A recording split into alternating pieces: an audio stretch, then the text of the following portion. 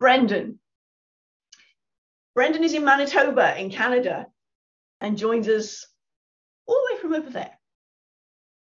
It's not over there for him, it's here for him. Anyway, my point is, Brendan embodies the fact that we are kind of conditioned by society as to things that are expected of us.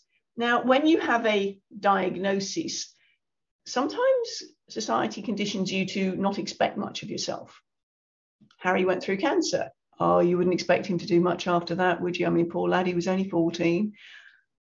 The information that Martin shared with us about the homophobia on top of his trachea and all the rest of his problems with his Addison's.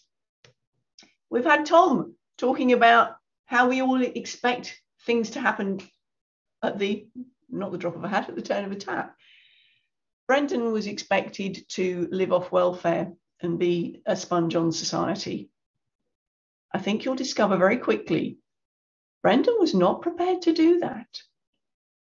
Brendan, let's find out about your superpower. Over to you, sir. Good evening, good morning, I guess whatever time it is where you are. First of all, Wendy, thank you so much for doing what you do. Thank you that you invited me to be a part of your group and allowed me to speak. If you guys haven't had a virtual coffee or connected with Wendy, please do it. We had a 15-minute meeting on the books, turned into like 2 hours, maybe 2.5 hours. Phenomenal. I had to clear my schedule for her. So get on her calendar if you haven't. Before I get rolling, Harry, does anybody else think that Harry looks like Ed Sheeran just a little bit? Anybody? Maybe? That was my very first thought, Harry. Phenomenal talk. I also think Wendy orchestrated this a little bit, coming from your talk to mine, because my talk is how I discovered cerebral palsy, my disability, is my superpower. And how I believe that everybody in the room has a superpower, whether they're disabled or not. I won't hold that against you. So my problem is going to be the clock, not because I'm going to go over, but because I've been working really hard on making this a 3-minute conversation. So now I have to make it 10 minutes. So hopefully I will be able to get that far. I also like to talk with my hands and get participation from the audience. And so hopefully you guys are going to be with me here.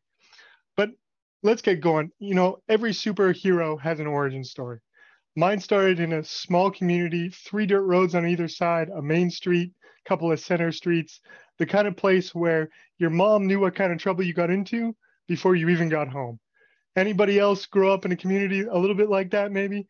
I think we can all kind of relate to that just a little bit. Maybe not Harry. I mean, 14, living in hospitals for a while, don't know.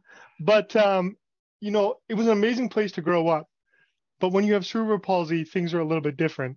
Now, for those that don't know, the cerebral palsy has a bit of a spectrum to it. So I'm kind of on this end, one end here. The other end is feeding tube and wheelchair. And there's a whole bunch of variations in the middle. So for me, it's the way I walk. It's my fine motor skills, writing. Thank goodness for computers. And probably the worst for me is my balance. I have near no balance. You could probably go and I topple over. So that was always terrible. But the worst part of it was up here for me. Growing up with a disability in a town that breathed sports. I'm a huge boxing fan, Martin Muhammad Ali, greatest of all time. I'm not the fastest. I'm not the best. I'm never going to be the biggest or the strongest. But my thing was I could always outwork you. But that didn't work with my mindset. I was always a loser in my head. And I'm not talking like when we're 14, 15, 16, when everybody kind of feels like a loser at some point, right? Through adolescence, I'm talking right from little. I thought I was a loser because I couldn't do the things that everybody else could do. And so for me, I really struggled with that for a very long time. And it's only in the last few months where I've developed this philosophy that my disability is my superpower.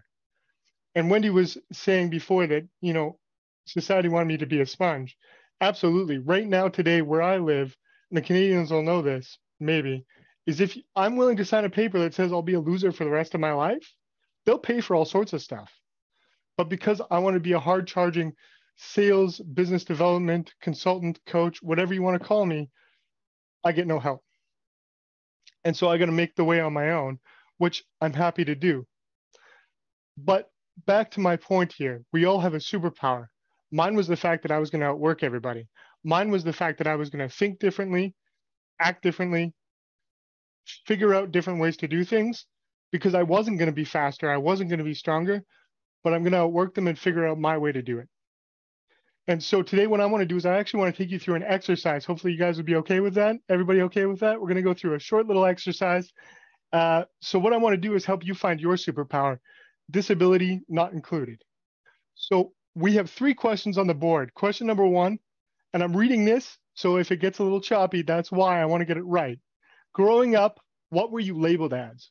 Were you nosy? Did you talk too much? Maybe you were a reader, a jock, whatever. Note that down, whether it's on a phone, piece of paper, in your head, for sake of time. I'll give you a minute.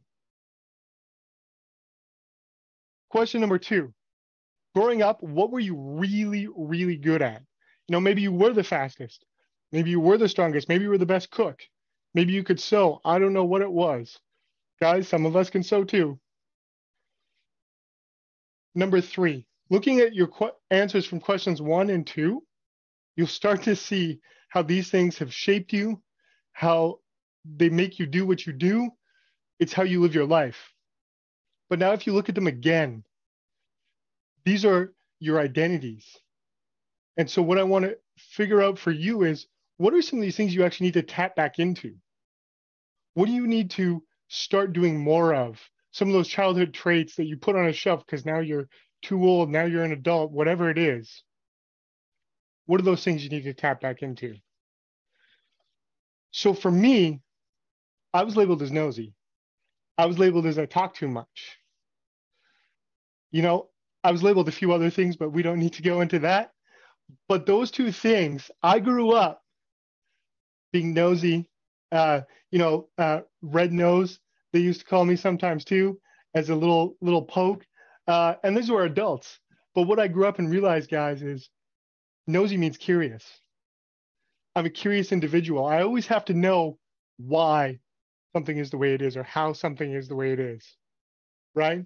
And that is amazing. I mean, I was terrible at school for this very reason because teachers never connected.